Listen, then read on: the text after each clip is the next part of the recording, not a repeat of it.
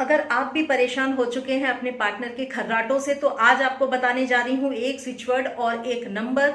Switch word जो आप chant करेंगे वो है क्वाइट चेंज। मन में इंटेंशन डालिए कि मेरे पार्टनर के खर्राटे कम हो जाए, जिससे मैं बहुत परेशान हूं, उसके लिए मैं चैंट कर रही हूँ। लगातार जैसे मंत्र जाप करते हैं, मन में बोलते जाइए क्वाइट चेंज, क्वाइट चेंज। बहुत जल्दी आपको इसका रिजल्ट मिलेगा।